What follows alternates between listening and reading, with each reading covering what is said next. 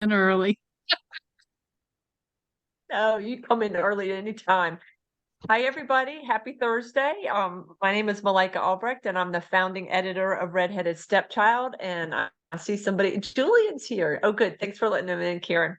I'm Got him. super excited about introducing our guest tonight. And one of the things I want to say is that normally he would be calling in from California, but right now we have him on the East Coast visiting his son and daughter-in-law and two granddaughters. Also, it is Gary Thomas's birthday week, so I figured we could sing him happy birthday. And but where is Regina when we need somebody? I don't know if other Oh, people yeah. can sing, but I cannot. We may need to wait until Regina's here.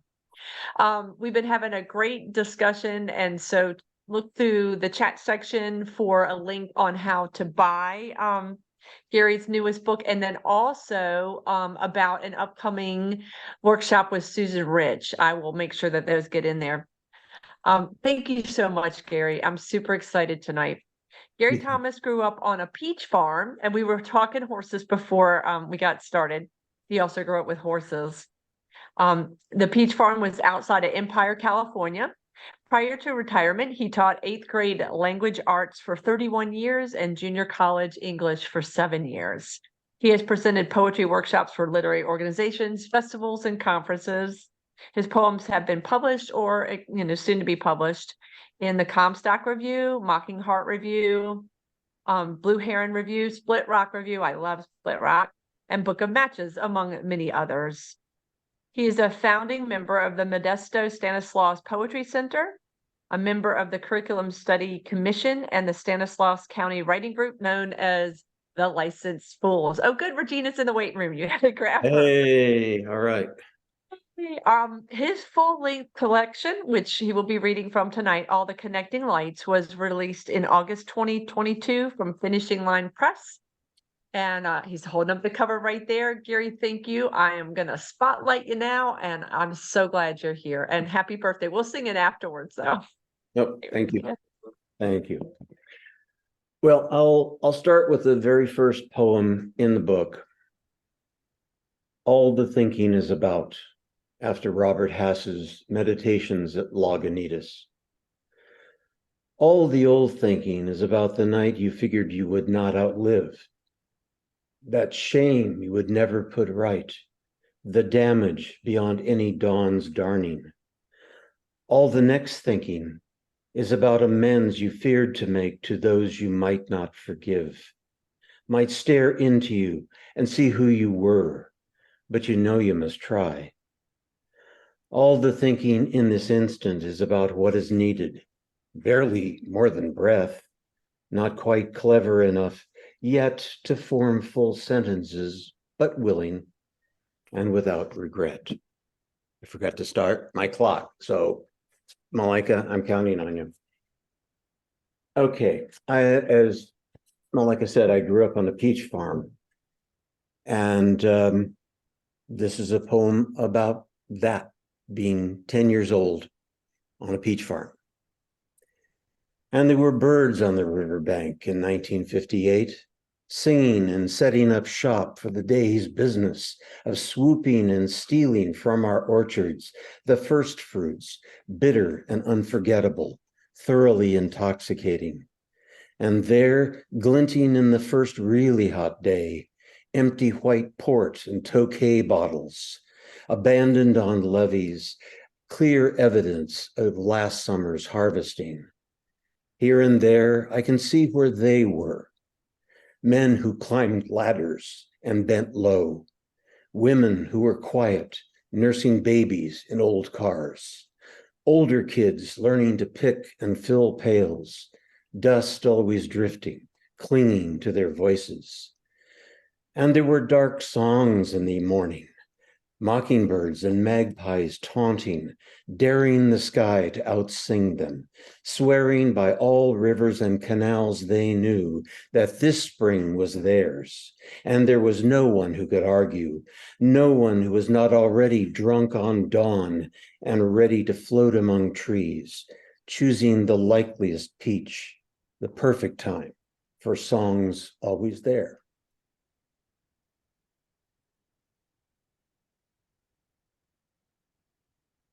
This is a poem from my mother, written shortly after I discovered that my mother and Pablo Neruda were born in the same year.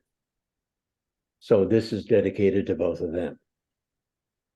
Neruda and my mother would be 119 today, sharing, I think, a bowl of fresh peaches sprinkled with sugar, strewn with cinnamon, a little milk on top for more comfort. She would understand her smooth skin, her full smile ready to sing an old hymn. She would never fathom his poems or whiskey voice, but would love his Chilean sun and beaches. They could talk of children and the sea, look at old photographs of inner tubes and cousins floating belly up in afternoon rivers, learn magic words like Wichita and Santiago, write them down with the other bits of each other's addresses, and promise to write. And they would, I know, if only Neruda and my mother had met on a cruise in 1924, traveling to Rangoon, Singapore, Batavia, sleeping on deck to duck the heat, feeling the breeze and its gift of salt. Every time the summer sweat coursed down their lips in all the years after, they would remember the salt while they thought of the sweet peaches and vowels reuniting someday. And this is a poem for my father. Oak Bow Education. The arrows I knew when I was 8 was made by my father from leftover flooring, extra tongue and groove scantlings, dense planks of oak and maple. And as he sawed them thin and whittled them round and smooth, I breathed in the redolence of their grains and his labor, knowing that each was being fashioned for me alone, that he would fletch and notch the nether ends with jay feathers, and great care sharpen and varnish the business ends, as he called them, each finished shaft mine to aim and find the center of hay bales or lose in the weeds beyond. From this I learned, of course, craft and responsibility, which were the real points. And when he turned his hand to the shaping of a bow selected from the same woods, showing me how he glued alternating strips of oak and maple, let them set and cure all day, then planed them, the curls and coils collecting on the sawdusted floor, followed by finer carving and notching, showed me how to brace the finished bow properly with the buckskin bowstring braided from a discarded bridle. Let me make the maiden pull and aim and détente. I learned the next lessons of a father's love, the creation of the useful, followed by the letting go.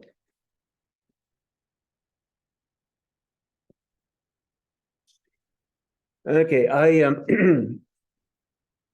when I had school photos taken when I was in elementary school, they were in black and white.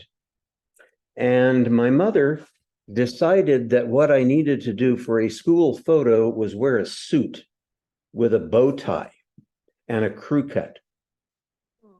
This is called fourth grade photo.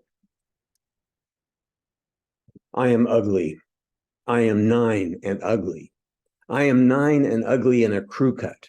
I am 9 and ugly in a crew cut my parents made me get just before September school pictures were taken. I am scowling. I am scowling to show them and anybody else who is ever forced to see the school picture tucked inside Christmas cards, to really show them that I was thinking of them, and to really show them that I am outraged to be more close shorn than my dad or older brothers in the pictures of them in private's fatigues from that war they called the big one. I am scowling so that no one will recognize me. I am scowling so that everyone recognizes me and blames my parents for what's been done to me. I am 9. I am 9 and ugly, getting uglier. Wait till you see next year's pictures. Okay, let me see. Okay. Okay. I had a poem about me. I've had a poem about my parents. This is a poem I wrote years ago for my wife. Recollection. Perhaps it is this pair of wings we once wore, making love, taking the morning as it arrived in quicksilver grace, grazing the trees, whisking the waters until everything stirred, everything stilled. Later, we gathered the dry feathers dropped during flight, each one etched silver, amazed how far we had traveled on only one pair of shared wings. Perhaps it is this shine remaining after all such nights, sparkling inside the pillowcases.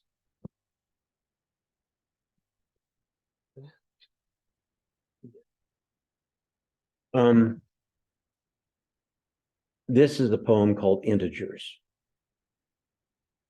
When I was 8, it was the law. Count to 10 if you're angry. You might say something you can never take back. It was my introduction to higher mathematics. I learned to count very rapidly and how the numerals looked in my head as I called their names. Subtracted the fury, unballed my fists digit by digit. Before I could multiply or imagine a table as anything other than a place for grace and pancakes, before long division and remainders, I learned to calculate how long it would take my enemies to turn to ciphers, my losses to lessons, and that 10 equaled X, which marked the spot my brother stood. When the school bus dropped me that December day, they told me about my father. For the first time, I counted to 20, twice as slow, half as loud as I had ever heard him whisper my name or his favorite psalm as it was read 3 days later. As I tallied tiny holes in the chapel's ceiling tiles, keeping quiet, acquainting myself with the algorithms of loss. And tonight, I wait to tell you I love you. Canceling any arithmetic I ever memorized or put to practical use, this is something else I can never take back. Together, we will be divisible only by each other and counting. 1.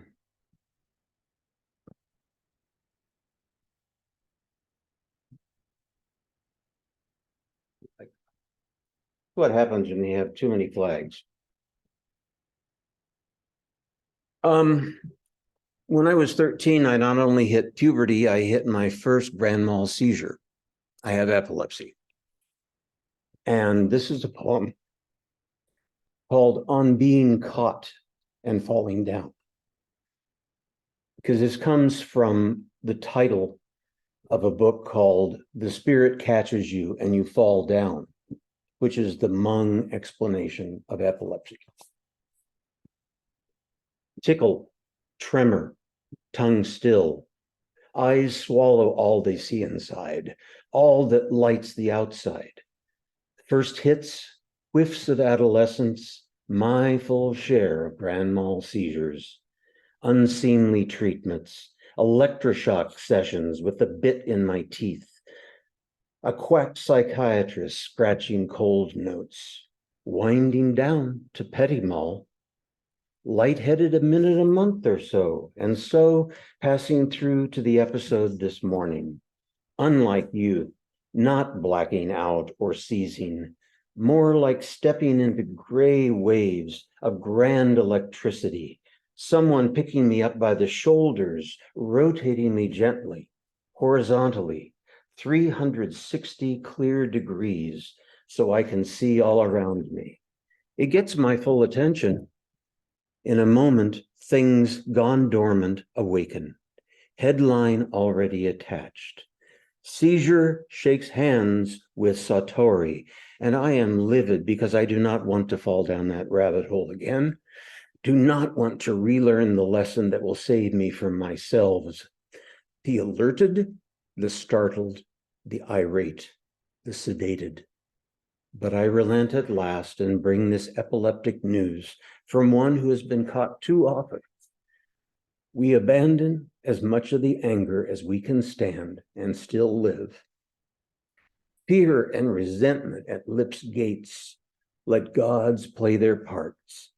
Make sense of it all, then doze clear through the night, as if nothing had occurred, as though only sleep had caught us, and morning would always arrive.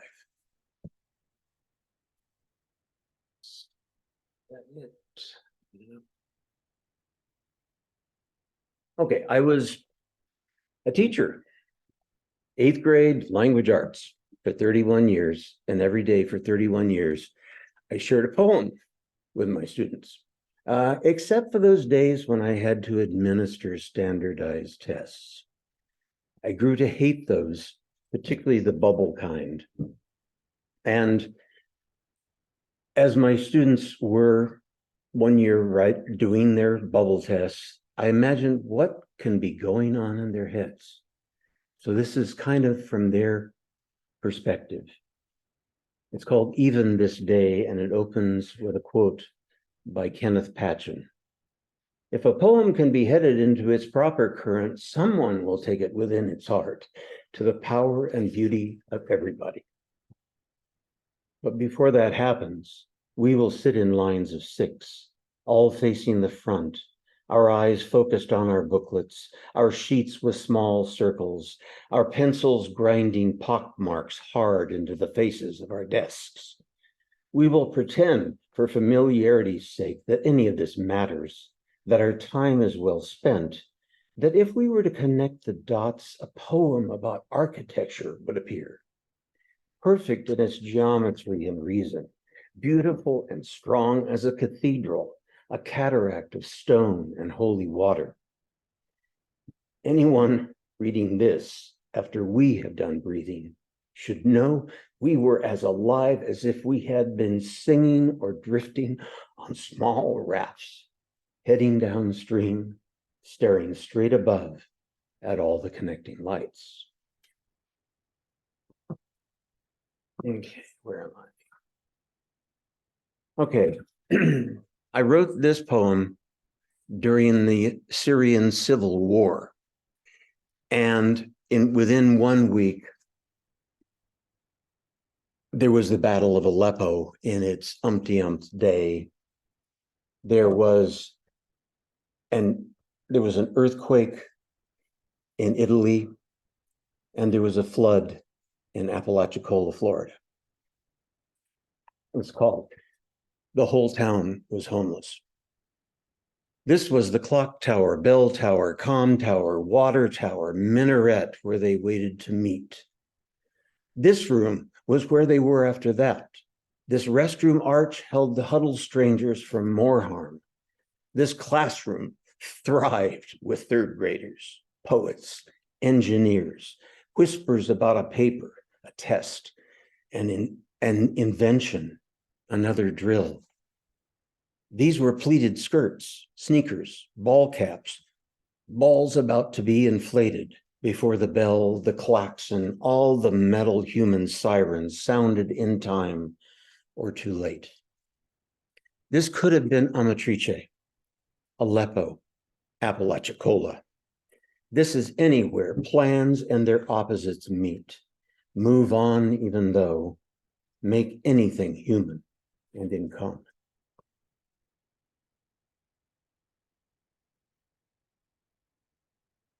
One of the things that I missed during COVID, you remember COVID and how it never came back, was I missed live theater, both being in productions as well as attending them. So this came from that. Stage left. Our revels now are ended, we might have said, if we'd had the time and allowed ourselves to believe that, but we didn't. And we don't.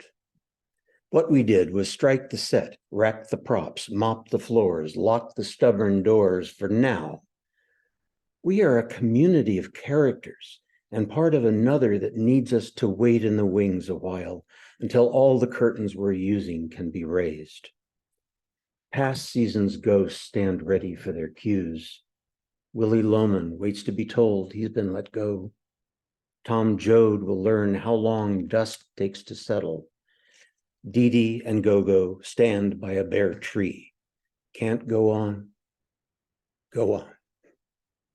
We learn our parts as yet unwritten. Imagine this apron as fourth wall. Try not to bump into makeshift furniture. We are such stuff. All the world's a green room now.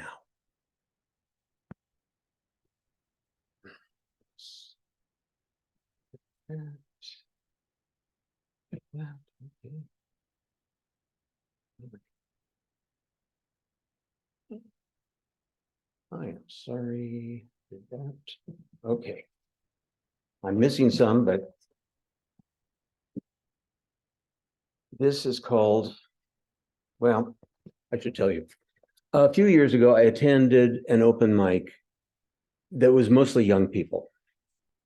And this is in honor and praise of anybody who's done an open mic reading, even though it doesn't sound like I'm praising at the beginning. It's called Marcel Marceau at the open mic. And if you don't know who Marcel Marceau was, ask your grandparents or me. They are used to reading their work this way. These young poets who brandish their splintered screens, scarcely containing their need to read what they tapped 10 minutes before taking the stage. The more rehearse, read their Anne Frank raps, their epistolary anger poems with air stabs and Emily Dickinson references to the one or ones that abandoned them, including their muses, their rhymes coiled into snaky couplets, defiant and still proud enough to say thank you when they're done. Some of them forget there's a microphone in front of and not surrounding them. Their shock words that shout become mummery or alternate between full on and lost to the ether. To clap or to finger snap, that was the poem. And I, the elder who appears to chide and be snide and glib enough to ad-lib my years as if I were not this old, because I was that young. I was their young words once, just without a screen to wield or a stage to take over. And my poems are as long as my time here isn't.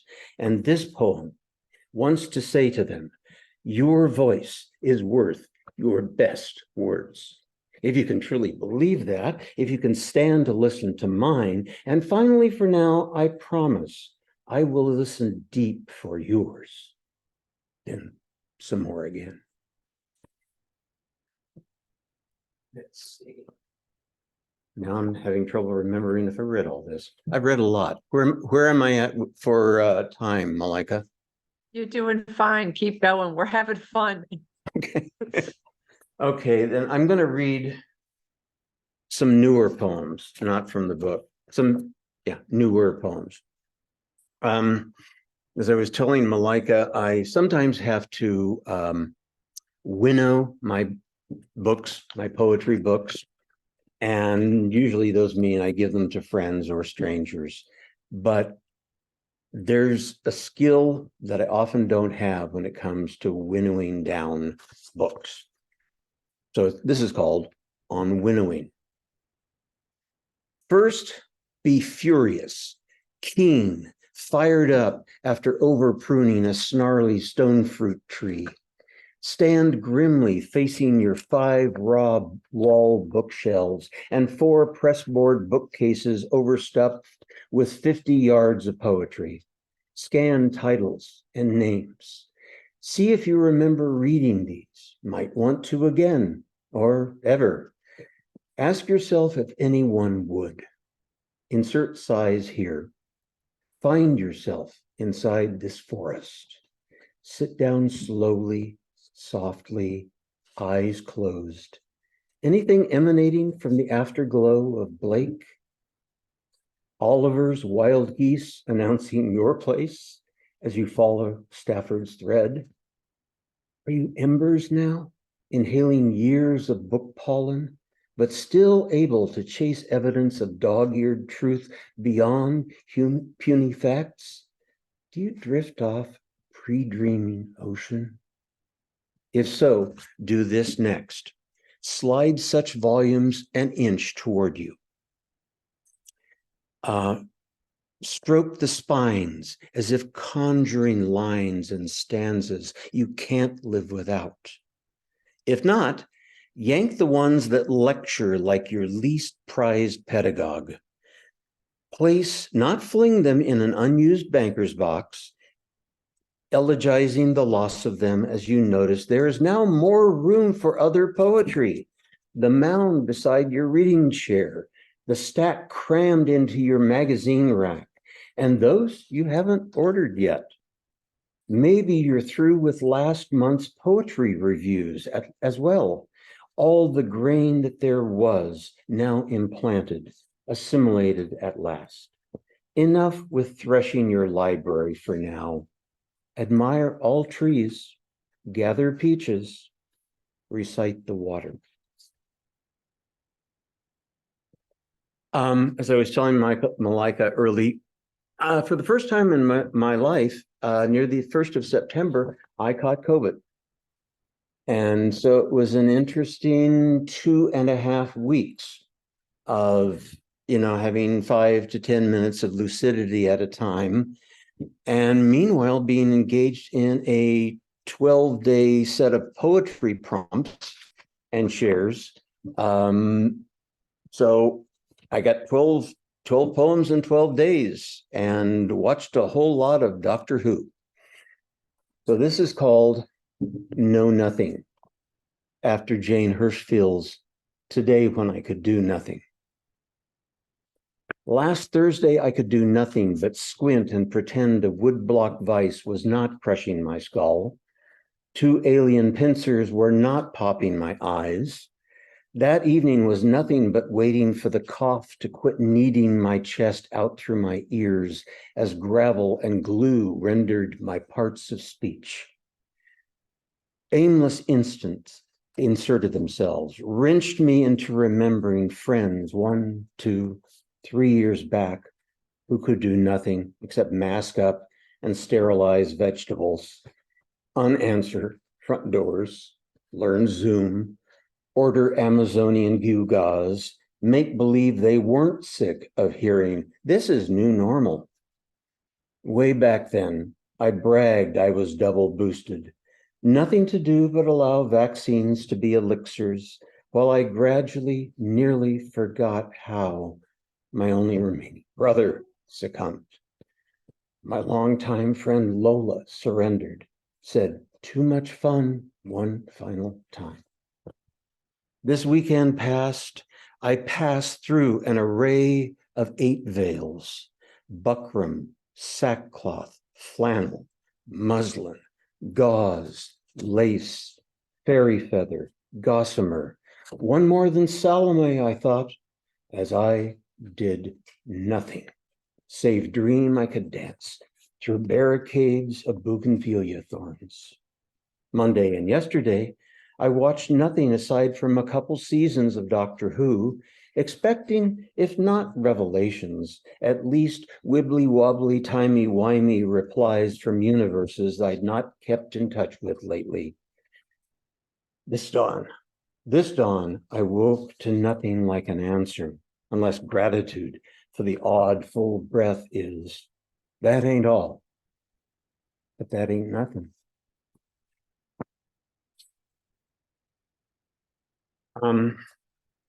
This is the title poem from a manuscript I've been starting to send out. It's called A Respiration. And it's a Fibonacci sequence vamp, or, playing with the Fibonacci poems. And for those of you keeping score at home, the sequence is 1, 1, 2, 3, 5, 8, 13, 21, 13, 8, 5, 3, 2, 1, 1. A respiration. Oh, yes, we breathe in a circle built just below. Oh, yes, we breathe in a circle built of just before loss and what becomes of us as some light pries steadily into our long, stubborn clutch on our grief like a diploma, till we can undo our dark surety, let go of dear death, risk a soul as yet unsteady, unfamiliar, unshaped, unloved. Soon enough, though not as we would have it, gratitude exhales its anima, and we heal, or at least inhale daybreak, built of just common grace, circling and settling like prayer. Oh, yes.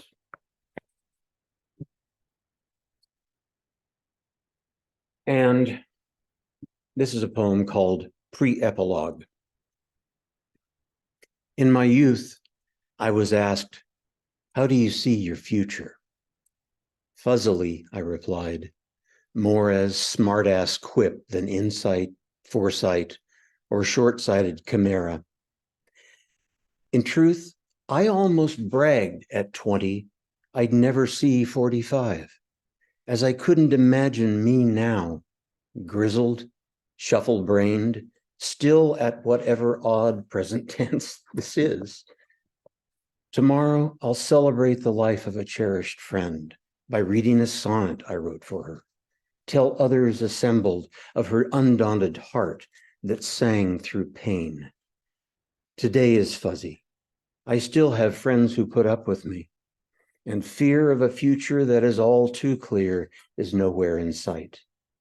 I believe in what Carrie Newcomer sings. Between here and now and forever is such precious little time. What we do in love and kindness is all we'll ever leave behind. I expect I'll be surprised by grace abounding, and there'll be more songs. And I think I'll read one more, if that's okay.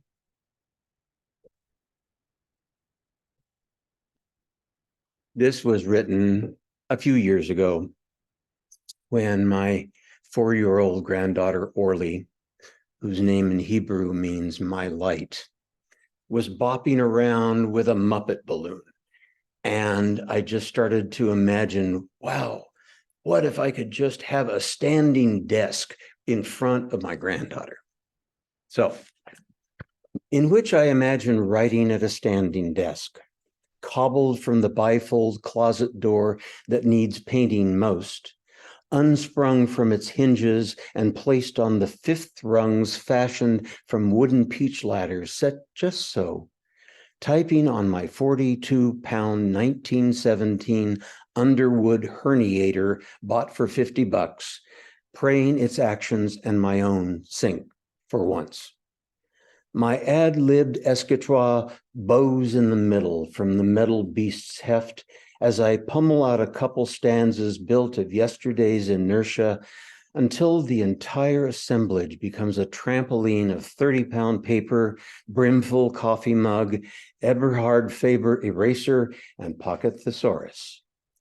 I wait for the 3rd stanza to settle itself and glance at a cardinal as it bobs on a pink dogwood branch outside the window, well used for early morning jumpstart stabs at something sensible to say about the transitory nature of flight or life or absurdly colorful birds.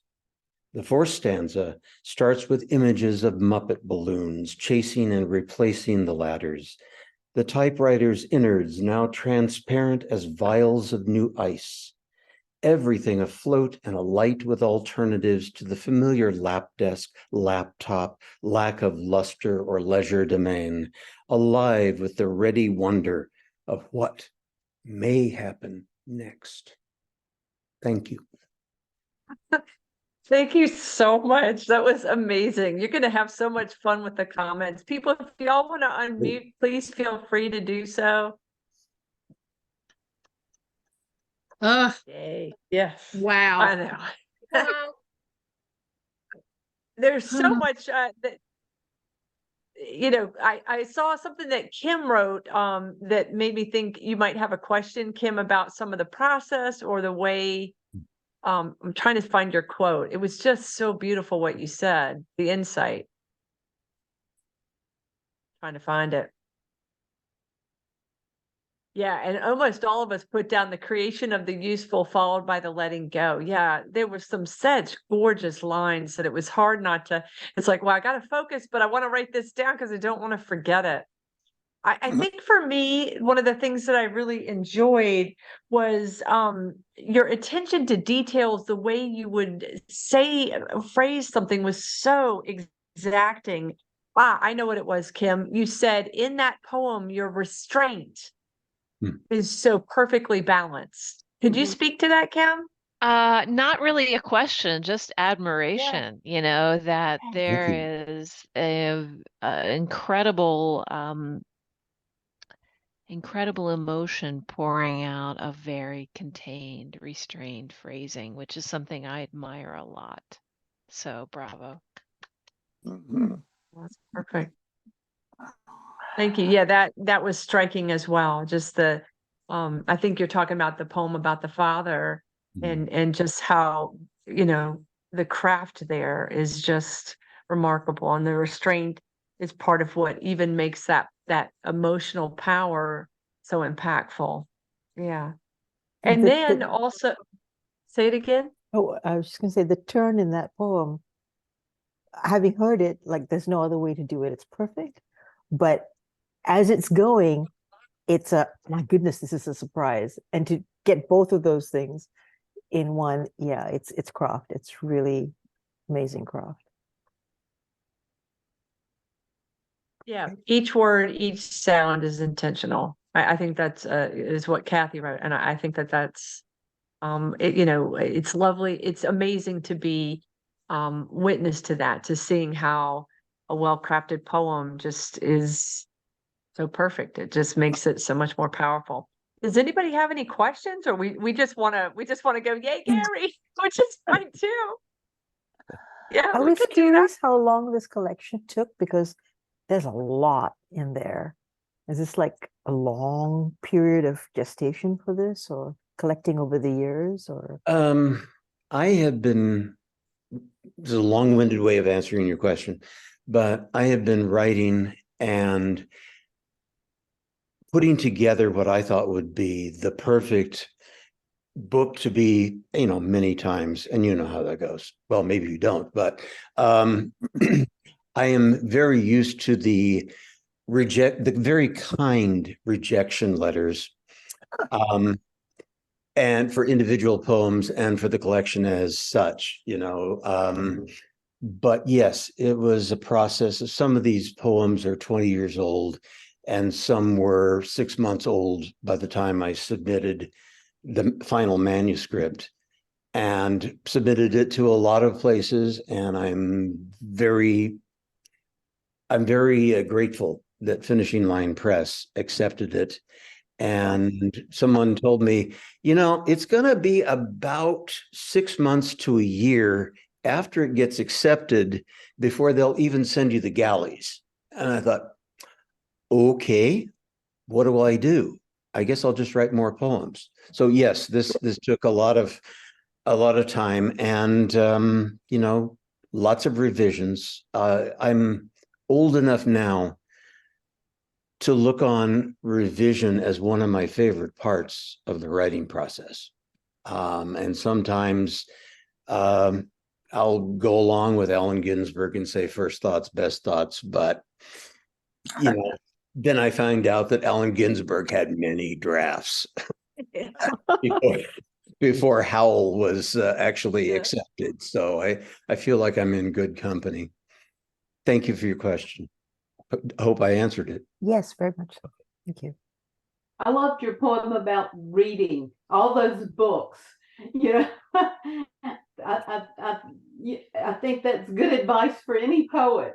Oh yeah, my normal background behind me at home would be a bookcase, and that's pretty much all you would see. And then there are the other bookcases over here, and the stack of books, every other way. And finally, I was telling Malika, I presented at a language arts conference in Asilomar, California, and I've been doing for 35 years. And it was inventory reduction time. So between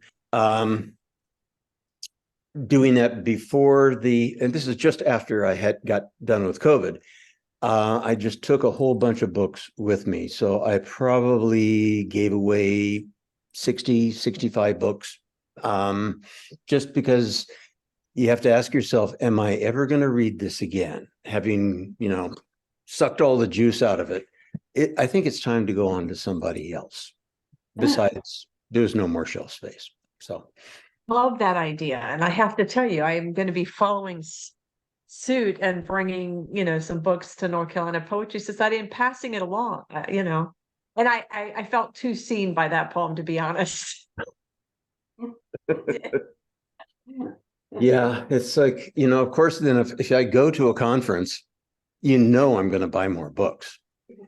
And and then of course I'll hear about books from friends, and it's like, well, I got to have that, or a poet that I'd not heard of yet. And suddenly, oh, who is this Kim Ports Parsons person? Oh, all right. I got to have that, so. Yeah, well, yes, you do.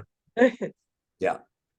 I put in a little plug for the Susan Rich workshop. It's $20 for about 3.5 hours.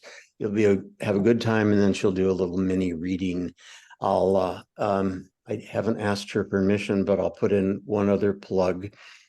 There's this wonderful poet named Kathy Farrell, who is engaged in the Tupelo Press 3030 project. So look for Tupelo Press 3030 project, October. Go to that, read her poems. Wonderful. Oh, that's awesome, Gary. Oh, there. Thank you, Kathy.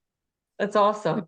Yeah, and just a reminder, if you do have something you want to announce, put it into the chat section. If you have a new book or something you'd like to celebrate, and put it in the chat section. So I did put in there where you can get Gary's book. You can either reach straight out to Finishing Line Press, and then, or if you would like to have it directly from Gary, and I assume we could ask for a signed copy. Yes, there's that information as well. Yes, So certainly. any other questions? No shipping charge with me, but Wow. it's just like, I don't want to shortchange Finishing Line either. So, there's Kathy with my thank you. Yeah. Thank you. That's awesome. Well, Okay. if we don't have any more questions, we could take a moment to sing happy birthday for Gary. He is visiting his granddaughters on the East Coast, and birthday is this weekend. So we were hoping, Regina, I have to tell you, I was hoping you'd be here because I know you have a beautiful voice, and I know that I should probably lip sync. Yeah. Ah. Mouth the words. But we're going all in, people. Unmute. Let's do this. All right. 1, 2, 3. Happy birthday to you. Happy birthday birthday to you. Happy Happy birthday to you, Gary. Harry. Happy Happy birthday to you. you. We have a part 2 to it. Happy birthday. Thank Is you. there a part two? That's the best version of that song I've ever heard. Of course. There's a great quote from Joni Mitchell when she says, "This is meant to be sung with a lot of out-of-tune voices."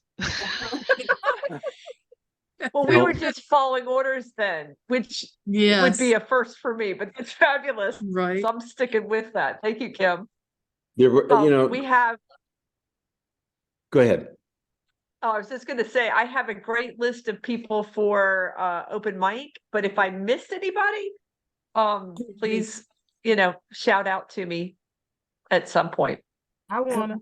Mine's a little long today, so leave me out if you're running low on time, okay? Oh, you should be fine. We, we'll do it so that, okay, I've got Karen and then Regina and Shamala. Oh, and I've got you second, Shamala. You were the second person to say you wanted to read. So, and then Catherine. No, I'm adding people that didn't say they want to read. Right, Catherine. First off would be Donna. We're starting with you. Okay, and previously I made everybody a promise that I would find Susan Ludvigson's poem about the raccoon. You remember when we were all talking about raccoons in a previous one?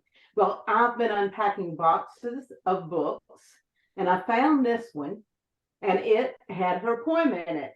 It's the Morrow Anthology of Younger American Poets, and it was written in 1984. So I'm sure Susan would be delighted now to be in that company.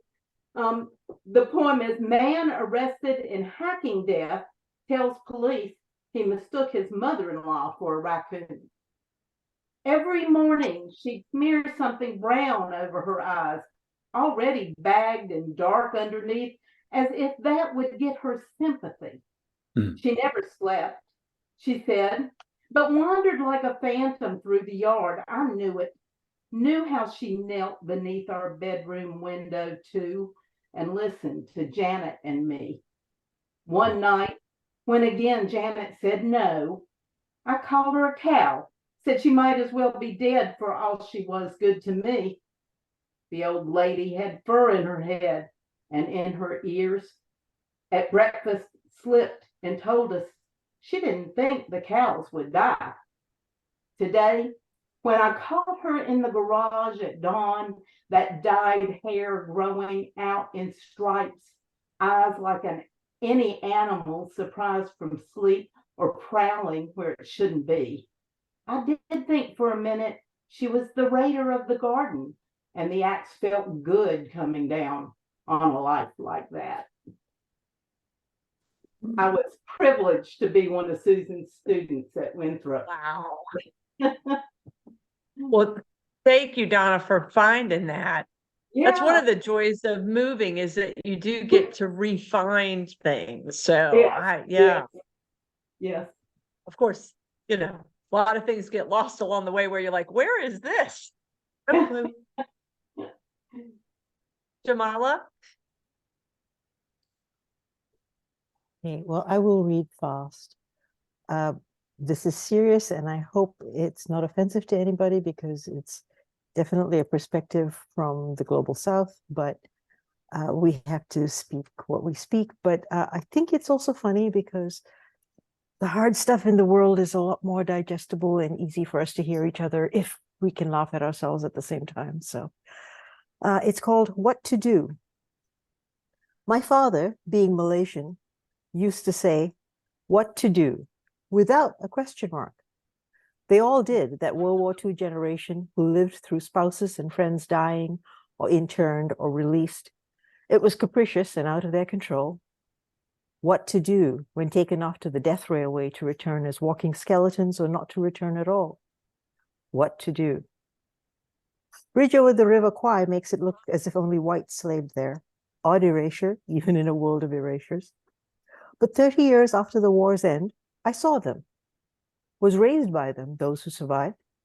They knew how to laugh, how to be happy.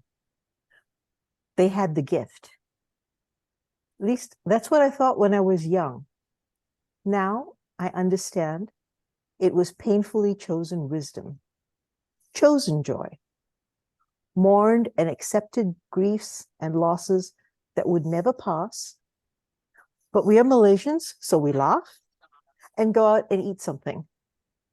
Have you eaten is our first greeting. They got pretty hungry during that war. Now, I, being American, Y2K plus, 21st century me, clever and educated beyond anything they were able to get. What to do, my father said, who was an air raid warden and Red Cross ambulance driver instead of the top student with a medical school scholarship taken away by war. I say, what to do? Brainstorming. And let me tell you, the guys on the Weather Channel don't even have to explain this to me. I know a brain is a stupid place to have a storm. But I'm American now.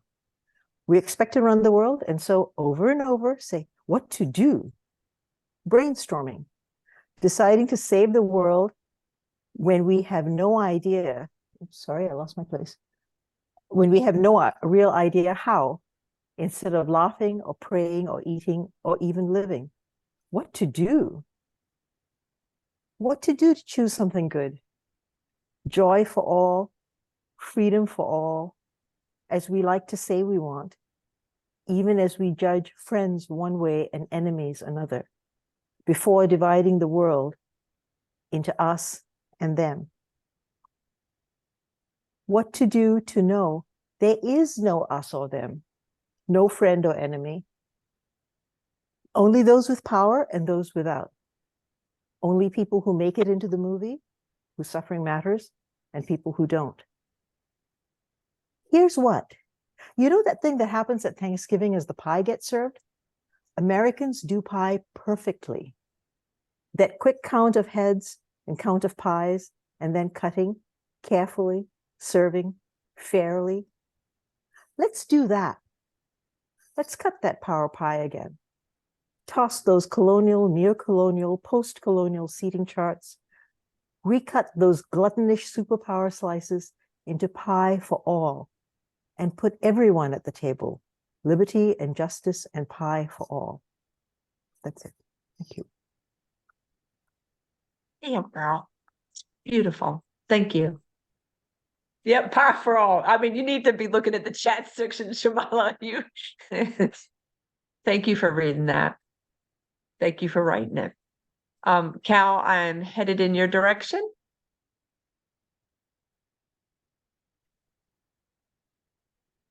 Make sure to unmute.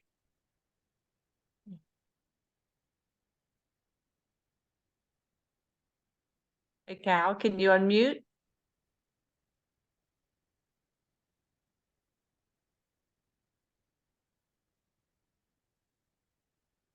If you're having technical difficulties, I can come back. Yep, I'm gonna come back. Christy, I'm gonna pause and I'm gonna come back to you, Cal. Okay. This is called Maine Woods. You are in full bloom and dying. You are full green with fruit, red leaves appearing in the thick brush like hunters' coats at a first glance. Your paths grow small as leaf tunnels encircle them. Buttercups pick up meager sunbeams as lumpy gray and white skies move along overhead. A cold wind blows over your rocks and fruit drops from your limbs to rot in grass until seed time. Thank you. Thank you, Cal. Thank you. I love our open mics for this reason. Kathy, I have you down next. There we go. Hey there. I feel like my Zoom is glitching a lot. Can you hear me okay? Yes. Yep. Okay. Okay. So this is part of the a poem I've written this month as part of the Tupelo 3030 project, as Gary so kindly mentioned. One of the things I love best about that project is just the people I've met, and Gary being one of them. So I'm just grateful for the experience. But this is one of the poems I've written as part of that. And it's called What Kind of Mother? During these days when the howling world waxes full, I am afraid I will fall off its tilt. I pace, I breathe, I count the things my body carries.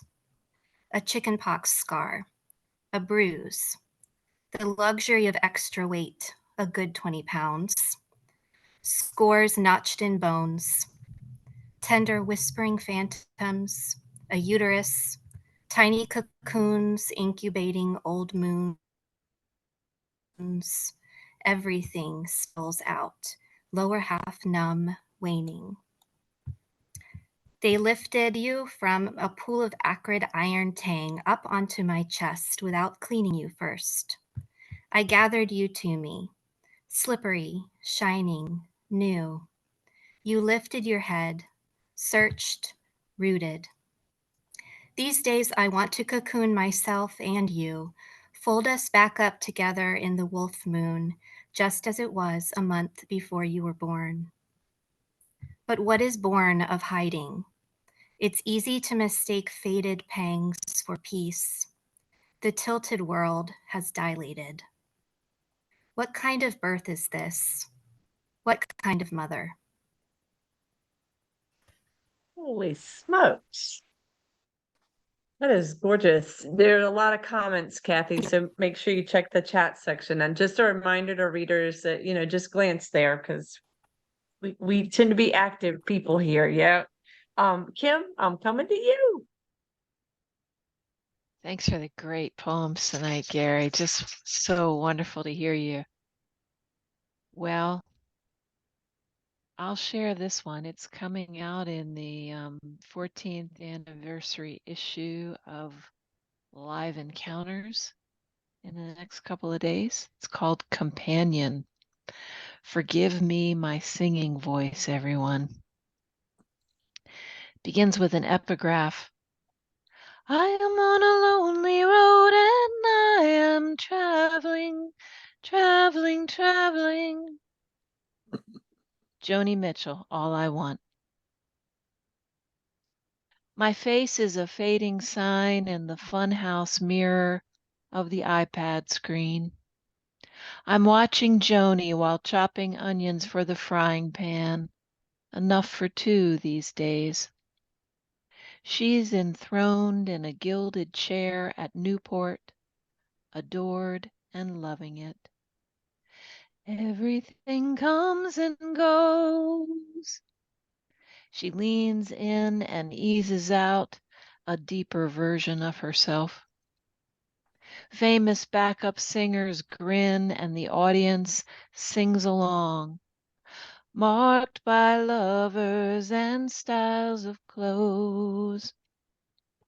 Once I was a teenager stretched out on a flowered bedspread, big headphones turned up high, cloudy dreams wavering like the needle on vinyl, sinuous verses sparking my skin, a long dive down.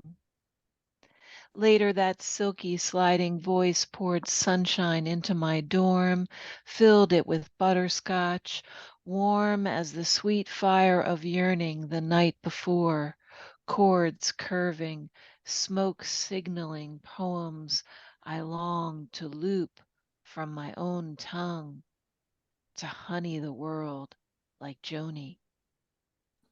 How could I not rewind and play all I really, really want over and over again, thrumming loud in my Walkman, scuffed boots knocking the sidewalk, trying to lose the lonesome that dogged me in my 20s, far from home.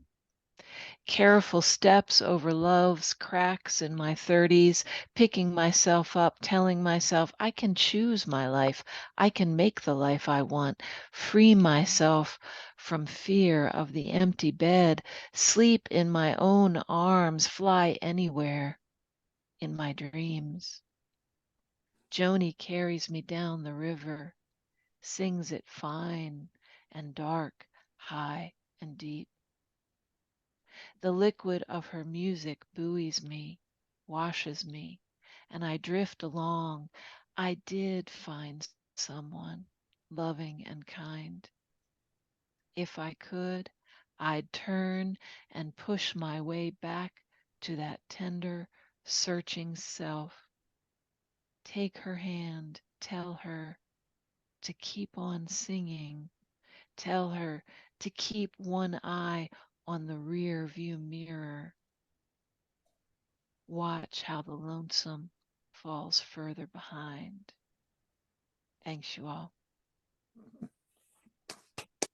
Oh, Kim, thank you for reading that gorgeous poem. Holy smokes. Yep. Again, comment section, it's on fire. Karen, we're with you. Yep. Okay. Oh, this is some fresh ink. I don't know when I'm going to quit writing mommy and daddy poems, but you know, it is what it is, right? How I see you. How I see you when I think of you, mother. Poolside at the Guilford Hills Swim Club. Your dark hair beautifully coiffed, your smooth skin beautifully tan, your face so still and smooth, your everything calm and poised and posed pleasantly in a lounge chair, sitting with chin lifting face to sun, eyes closed, back straight, legs crossed, uncrossed, crossing over through the years, those years, these years, the tears held on to, lips still posed in pleasant smile. I have always seen you, mother, but I did not have the words for so long. Still, I am trying. I felt, I knew, but I didn't have the words. Mother, if I had had the words, I would have given the words to you.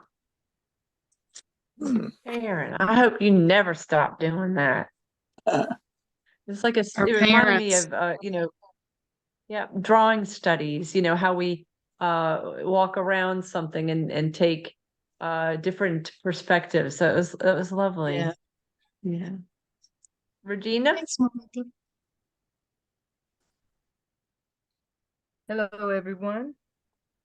My poem tonight is fairly recent. It's fairly recently written, and it is in response to the war that we are seeing unfold right before our eyes. This poem is entitled "Conversely." Holy, holy, holy, Lord God Almighty, all thy works shall praise thy name in earth and sky and sea. Holy, holy, holy, merciful and mighty, God in three persons, blessed Trinity. Conversely, all land is holy. Land was holy until it is not, until it was not. Land that has been planted has been pinned by hearts beating contrite or hearts lying unrepentant, with feet that have walked, feet that have occupied, and minds with thoughts of peace or minds with thoughts of plot. The land now restructured, the land, the people once free, the people now contained, live inflamed, live in flames.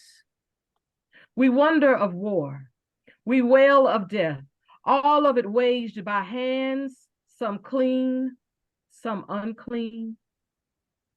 The terrain, at least large enough, seems to be not enough and struggles to be, desires to be reframed, to be reclaimed by new ghosts, by ghosts of old. Thank you. Regina. Yep, I have to say our open mics, you people just bring fire every week. I don't know how. Laura, we're ending with you. Yeah, Ghost of Old, and yeah. Oi, Regina ending equals with always me. amazing, right? Say it again, Laura. I said, oi, ending with me. I don't know about that. Big place. The poem about Syria kind of triggered something for me, so I decided I would read one of my Syria poems. And some of you know that I sat on the El Shafi El Sheikh jury, which was kind of a horrible experience. He was one of the the people that killed American and British aid workers in Syria in 2014. This is called The Jury Serves. We're here for the dead, to bring families closure, to hear the stories of the stolen lives. The nightmare is still there, but in the telling, loses some of its punch, its pain. And still the bones turn to dust in the desert. We cannot bring them home, give loved ones something to hold, or a place to visit for conversations with the dead. Verdict returned, a small measure of validation, a sip, but still no graves to visit. Their bones, scored by desert into sand, lifted by dry winds, are grit in the eyes of the unbeliever. Thank you. Thank you. Wow. Thank you. Thank you, Laura. Sorry to end it on a sad note. No. Great Must night. take in- Thanks It's again, important. Malika. You brought it to the table, and it was really a pleasure hearing you, Gary. I have to order your book. No Well, question. Thank you very much. Thanks Yeah. for all of your comments. And you've made a nearly 75-year-old man very happy. On Sunday, I will be an official 3/4 centenarian. And I really Thank goodness. Thank goodness for that. Yeah, amen. Amen to that. Have a happy birthday, Gary. Thank you. Thank you. Thank Thank you. you all. Happy birthday. All right, guys. Be well. So good being in your company. Thank Malika, you. can I throw out a quick question before we Of end? course. I'm looking to set up a group to meet occasionally for like to share poetry critique. So if anyone's interested, I'll put a post on on the Redheaded Stepchild page and let me Perfect. know, Thank and maybe you. we can get together and talk about how to do that. Because there's such Thank you, wonderful Shamala. poets here and so many different angles. We would do great critique together, I think. Thank you for remembering. I keep forgetting. And then I saw your post earlier today. I was like, oh, remind yourself. But, here we are. are. So if you're interested, be looking out for that and let us know. Let Shamala know. Thanks, guys. Thank you, Happy Gary. birthday, Thank Gary. you, Malika. Thank you, Malika. Thank you, Guys. Gary.